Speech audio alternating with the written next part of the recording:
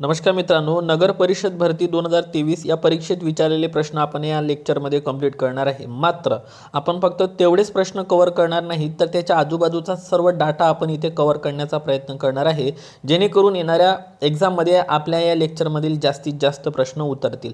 चला तर स्टार्ट करूया। तर एक प्रश्न विचारलेला आहे आजच्या शिफ्टमध्ये की पंचायत राज संबंधित घटना दुरुस्ती कोणती आहे।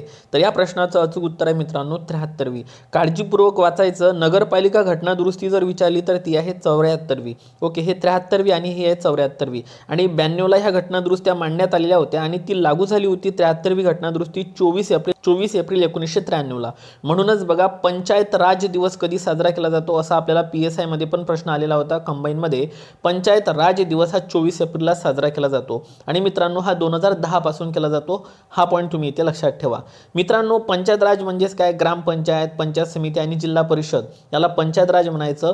तर नगरपालिकेमध्ये नगर पंचायत, त्यानंतर नगर परिषद आणि महानगरपालिकांचा समावेश होतो। मग महाराष्ट्रातील पहिली महानगरपालिका कोणती होती? तर ती होती मुंबई महानगरपालिका 1888 ची। हा एक पॉईंट लक्षात ठेवा।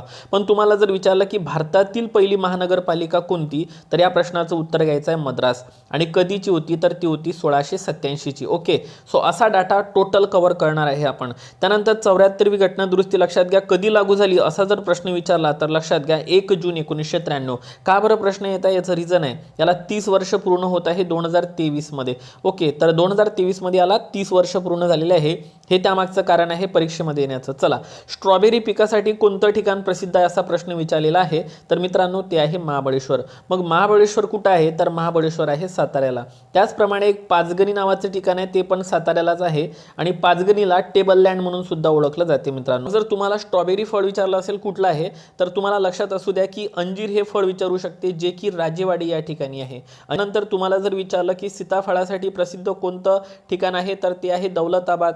ठीक आहे, त्यानंतर तुम्हाला विचारलं की चिकूसाठी कोणतं प्रसिद्ध ठिकाण आहे, तर ते आहे डहाणू। तर अशा पद्धतीने हे पॉईंट पाठ करा। त्यानंतर विचारलेला आहे प्रश्न महाराष्ट्राचं क्षेत्रफळ। मग महाराष्ट्र क्षेत्रफळ किती आहे मित्रांनो?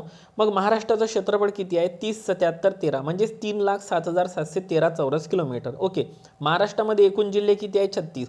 महाराष्ट्रामध्ये एकूण महानगरपालिका किती आहे? 29। ओके, महत्त्वाचं म्हणजे महाराष्ट्राला 6 राज्य आणि 1 केंद्रशासित प्रदेश अशा 7 ठीक आहे राज्यांची काय लागलेली आहे? सीमा लागलेली आहे। मित्रांनो, आपली सर्वाधिक सीमा मध्य प्रदेशला लागलेली आहे आणि मध्य प्रदेशला 8 जिल्हे लागलेले आहे। त्यानंतर कर्नाटकला महाराष्ट्रातील 7 जिल्हे लागलेले आहे। अलीकडे आयोगानं सुद्धा हे प्रश्न विचारलेले आहे, तुम्हाला पण हा प्रश्न विचारला जाऊ शकतो। नंतर पुढचा प्रश्न काय विचारला त्यांनी? दक्षिण भारतातील सर्वात मोठे पठार कोणते? तर ऑब्वियसली दख्खनचे पठार। तर ऑब्वियसली दख्खनचे पठार। तुम्हाला हे विचारू शकते की भारतातला सर्वात जुना भाग कोणता आहे? तर दख्खनचा पठार आणि याने भारताचा 38% भाग व्यापलेला आहे। आणखी काय विचारू शकते तुम्हाला की दख्खनचं पठार जे आहे मित्रांनो, या दख्खनच्या पठारावरील सर्वात मोठी नदी कोणती आहे? तर ती आहे गोदावरी।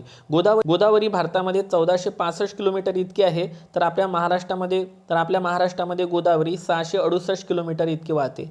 महाराष्ट्राचा गोदावरीने किती टक्के भाग व्यापलाय असा प्रश्न जर विचारला तर उत्तर घ्यायचं आहे 49%। ओके, आणि महाराष्ट्रातील सर्वात मोठे नदी खोरे कोणते आहे? गोदावरी। तर अशा पद्धतीने अभ्यास करा मित्रांनो। ओके, सो दख्खनचा पठार कशांनी बनलेला आहे मित्रांनो? तर तो बनलेला आहे बेसाल खडकांनी, लक्षात असू द्या। आणि बेसाल खडकापासूनच रेगूर मृदा म्हणजेच काळी मृदा तयार होते, जिला कापसाची मृदा म्हटलं जाते, कारण कापसाचं सर्वात जास्त उत्पादन बेसाल खडकापासून बनलेल्या काळ्या मृदेपासून होते। ओके, चला, त्यानंतर छावणी अधिनियम विचारलेला आहे 2006चा। हा पूर्वीला 1924चा अधिनियम होता मित्रांनो, यामध्ये सुधारणा 2006 मध्ये झाली होती। तर हा एक पॉईंट विचारलेला आहे आणि लक्षात असू द्या, एक आपलं कटक मंडळ आहे मित्रांनो, या ठिकाणी देशातील पहिलं इन्फॅन्ट्री संग्रहालय सुरू होत आहे। महाराष्ट्रामध्ये एकूण किती कटक मंडळे आहे? कटक म्हणजे एकूण छावणी मंडळे किती आहे? तर ते आहे महाराष्ट्रामध्ये 7। हा पण पॉईंट पाठ ठेवा। राज्याचे कार्यकारी अधिकार कोणाकडे असतात? तर या प्रश्नाचं अचूक उत्तर आहे मित्रांनो राज्यपाल। तुम्हाला जर विचारलं की नामधारी प्रमुख कोण आहे राज्याचे? राज्यपाल। आणि लक्षात घ्या वास्तविक प्रमुख कोण आहे? ते आहे CM। पण प्रश्न जर तुम्हाला आला की राज्याचे कार्यकारी अधिकार कोणाकडे असते, तर ते राज्यपालांकडेच असतात। हा पॉईंट पाठ ठेवा मित्रांनो। ओके, महाराष्ट्राचा अर्थसंकल्प अलीकडे कोणी मांडला असा प्रश्न आला होता, तर याचं अचूक उत्तर आहे देवेंद्र फडणवीस। मित्रांनो, का बरं महत्त्वाचं आहे? कारण महाराष्ट्राचे अर्थमंत्री कोण आहे सध्या? देवेंद्र फडणवीसच आहे आणि महाराष्ट्राचे गृहमंत्री सुद्धा तेच आहे। त्यानंतर बघा, भिल्ल आणि कोरकू ह्या जमाती कोणत्या पर्वतामध्ये आढळते? तर ऑब्वियसली सातपुडा पर्वत। एक पॉईंट तुम्हाला सांगून देतो बघा, हा महाराष्ट्र आहे आपला, आणि महाराष्ट्राच्या उत्तरेकडे इथे सातपुडा पर्वत आहे.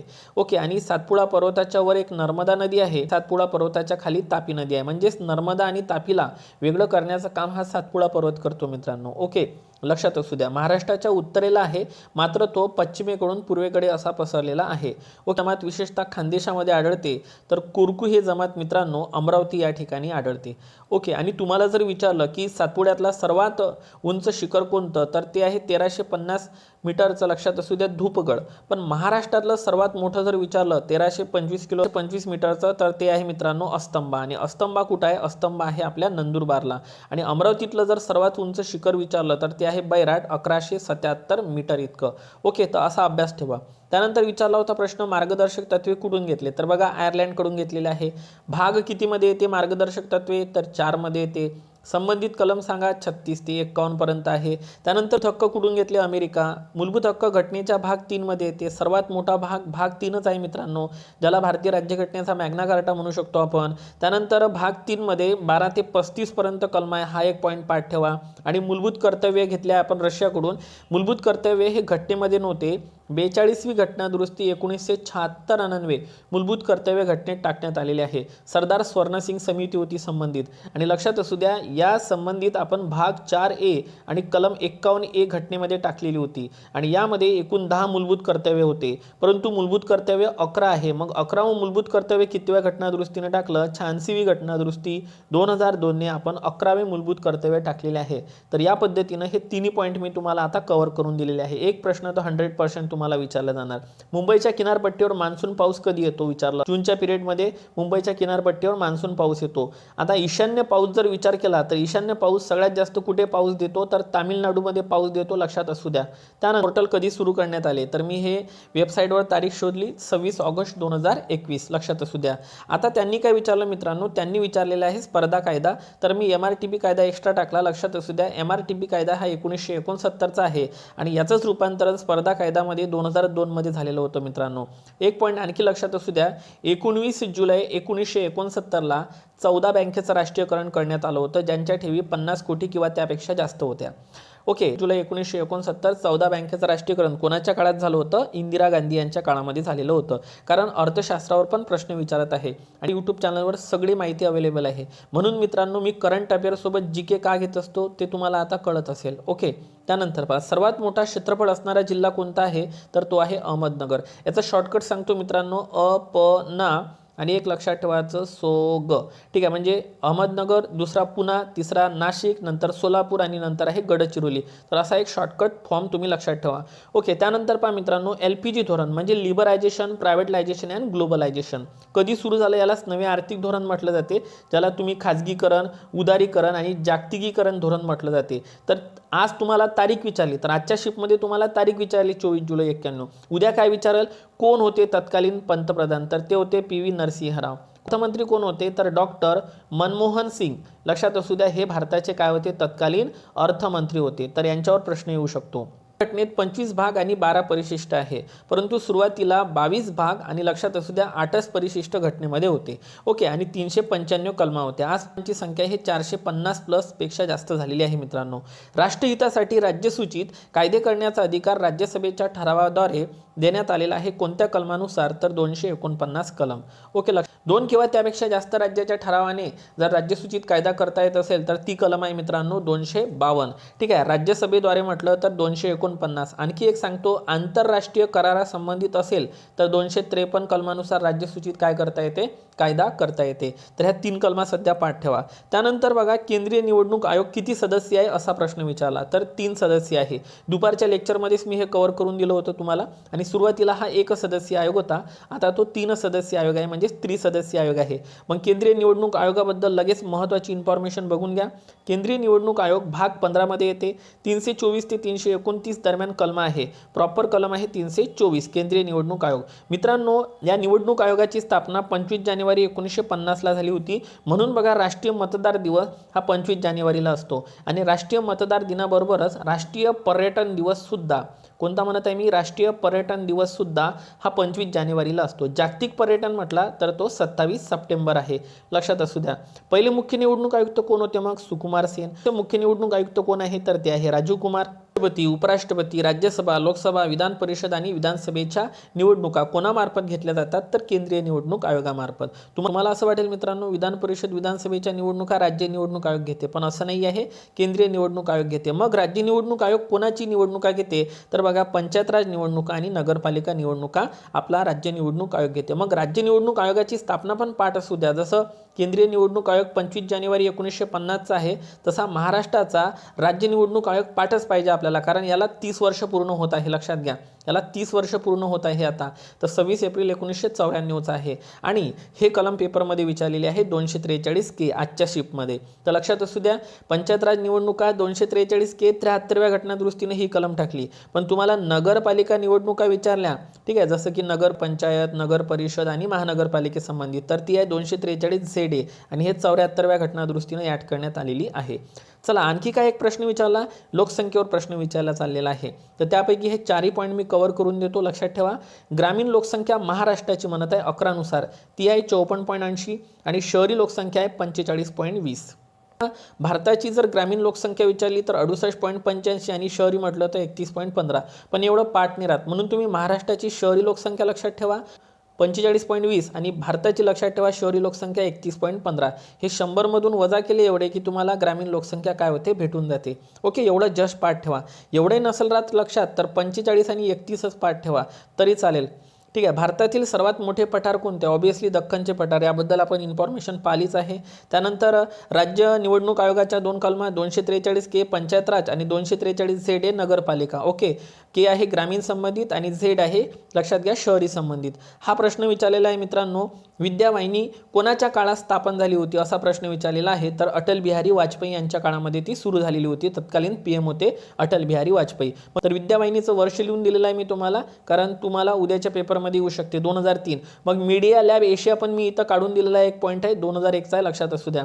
म्हणजे मीडिया लॅब एशिया सुद्धा अटल बिहारी वाजपेयी यांच्या काळामध्ये स्थापन करण्यात आली होती. त्यानंतर प्रश्न काय विचारला, मालमत्तेचा हक्क. तर मित्रांनो, पहिल्यांदा मालमत्ता म्हणजे संपत्तीचा हक्क 31 कलमामध्ये होता भाग, तर तो रद्द करण्यात आला 44व्या घटनादुरुस्तीनुसार आणि नंतर याला कायदेशीर दर्जा देण्यात आलेला आहे 44वी घटनादुरुस्ती 1978 द्वारे आणि तो आता कलम 300A मध्ये आहे. लक्षात घ्या, भाग 12 मध्ये तो गेलेला आहे प्रकरण 4 मध्ये. ओके, सो भाग 12 लक्षात ठेवा. आणि याच भाग 12 मध्ये मित्रांनो 280 आहे वित्त आयोग. ओके, वित्त आयोगाची स्थापना 280 आणि लक्षात असू द्या वित्त आयोगाचे 15व्या वित्त आयोगाचे अध्यक्ष कोण आहे तर ते आहे NK सिंग. चला, सर्वोच्च न्यायालयाच्या न्यायाधीशांची संख्या विचारली त्यांनी, तर ती आहे 33, कारण एक सरन्यायाधीश आणि अन्य 33 असे एकूण 34 आहे मित्रांनो. तर आपल्याला अन्य विचारलेले होते तर 33 होते ते.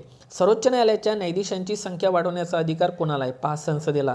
पण उच्च न्यायालयाच्या न्यायाधीशांची संख्या वाढवण्याचा अधिकार कोणाला आहे? राष्ट्रपतीला. 2 गोष्टीतला मायक्रो फरक आहे, लक्षात ठेवा. आणि सर्वोच्च न्यायालयाच्या न्यायाधीशांच्या निवृत्तीचे वय 65 असते, तर उच्च न्यायालयाच्या न्यायाधीशांच्या निवृत्तीचे वय 62 इतके असते, लक्षात असू द्या. सर्वोच्च न्यायालयाची कलम आहे 124 आणि उच्च न्यायालयाची कलम आहे 214.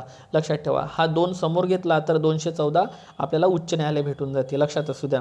संसदेला विसर्जित करण्याचा अधिकार कोणाला आहे असा प्रश्न विचारला, तर उत्तर आहे राष्ट्रपती. एकदा चेक करून घ्या. अजिंठा लेणीमध्ये किती लेणी आहे असा प्रश्न आला, मी नेटवर सर्च केलं, मला 29 दिसलेले आहे. अजिंठा वेरूळ लेणी ह्या छत्रपती संभाजीनगर म्हणजेच औरंगाबाद या ठिकाणी आहे. आणि महाराष्ट्रातील सर्वात जुनी लेणी कोणती आहे? पितळखोरा. महाराष्ट्रातील पश्चिम भागात असणाऱ्या किनारपट्टीला कोणती किनारपट्टी म्हटलं जाते? तर कोकण म्हटलं जाते. आणि मग राहिलेले मलबार, केरळ, मंडल किनारपट्टी, तामिळनाडू, आंध्र प्रदेशच्या किनाऱ्याला म्हटलं जाते तर उत्कल, ओडिशा. तर हे 3 पाठ करून घ्या.